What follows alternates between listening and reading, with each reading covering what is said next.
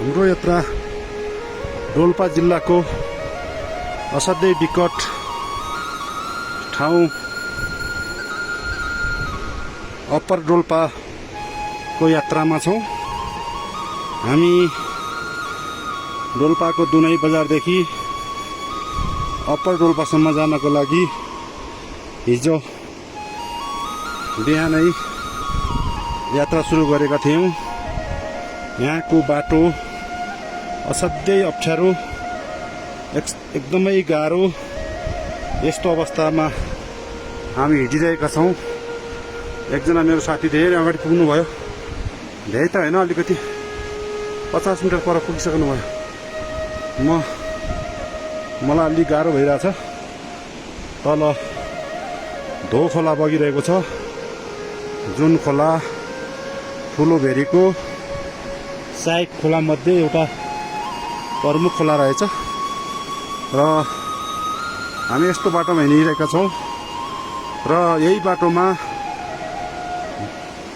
Upper Dolpa खाद्यान्न सामग्रीहरू पनि खच्चडबाट, घोडाबाट आयात भइरहेको छ। हजुर कहाँबाट आउनुभयो? सिसोलबाट। ए, कहाँ जाँदै हुनुहुन्छ? ल, उहाँहरू सिसोलबाट दुनै जाँदै हुनुहुन्छ आफ्ना दैनिक उपभोग्य सामानहरू खरिद गर्नको लागि।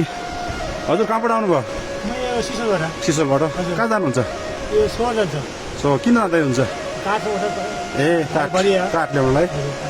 ए, त्यहाँ कस्तो घर बनाउने काठ? भवन बनाउने। ए, यस्तो बाटोमा कसरी पुग्नुहुन्छ काठहरू? एकदमै यस्तो गाह्रो छ है।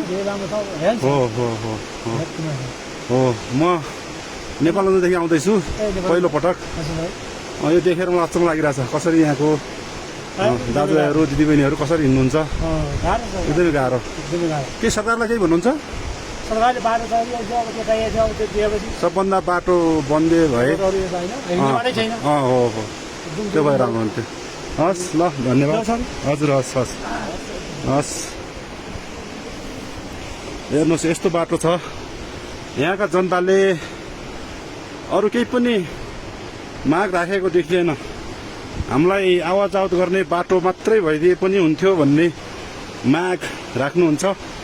अहिले भर्खरै यो सिसोलबाट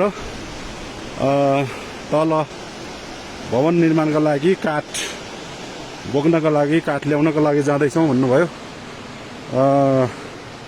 काठ, लामो लामो काठ बोक्न असाध्यै गाह्रो छ। यस्तो पहरामा यो खाली मान्छे मात्रै हिँड्न पुग्छ, तर यस्तो भारी बोकेर हिँड्न एकदमै जोखिम छ।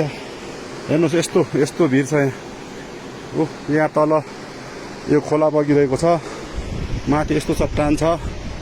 हामी यो यात्रामा छौँ जहाँ एकदमै डोल्पाको विकट ठाउँ धो लगायत सालदाङसम्म जान्छौँ, जो तिब्बतसँग जोडिएको क्षेत्र हो। राजाराम सर चाहिँ अगाडि आएर यहाँ आराम गर्दै हुनुहुन्छ। सरलाई कस्तो लागिरहेछ सर यो बाटो हिँड्दाखेरि? बाटो एकदम विकट छ। यहाँको मानिसहरूको जनजीवन झन् कति कष्टकर छ भन्ने कुरा चाहिँ हामी अनुमान गर्न सक्छौँ। यसमा राज्यले केही नगरेको भनौँ भने डोल्पा जिल्लाबाटै 3-3वटा मन्त्री लगातार कुनै पनि कार्यकालमा चाहिँ छुटेको छैन। हजुर। तर पनि यसको विकास कसरी हुनसक्छ, यहाँ कसरी चाहिँ यातायातको पहुँच हुनसक्छ भन्ने बारेमा चाहिँ त्यति प्रयास नभएको हो भन्ने यहाँ देख्न सकिन्छ। तर हुनसक्छ प्रयास भएको होला, तर त्यो पर्याप्त छ जस्तो मलाई लाग्दैन। हजुर। र यसमा चाहिँ ध्यान जानुपर्छ। हो, धन्यवाद। सरले खास गरी यो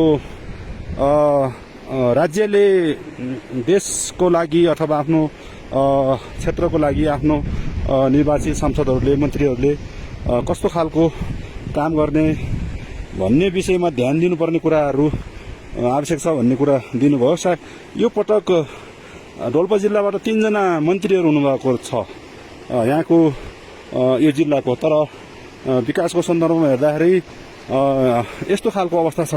पुरै 3 दिन हिँडेर 4 दिन हिँडेर खाली कुनै पनि भाडी नबोकेर 4 दिन हिँड्दाखेरि यो डोल्पाको सबभन्दा अन्तिम गाउँमा पुगिने रहेछ। हाम्रो पुग्नलाई पनि करिब 4 दिन लाग्ने अनुमान छ। हामी कुनै पनि सामान नबोकेर हिँडिरहेका छौँ। तर पनि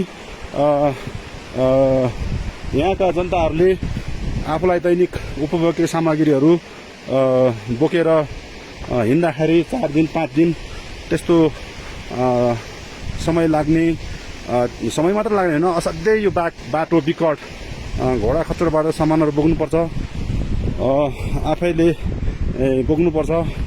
त्यसैले यो विकासको सन्दर्भमा यो डोल्पा जिल्ला असाध्यै पछाडि परेको महसुस भएको छ।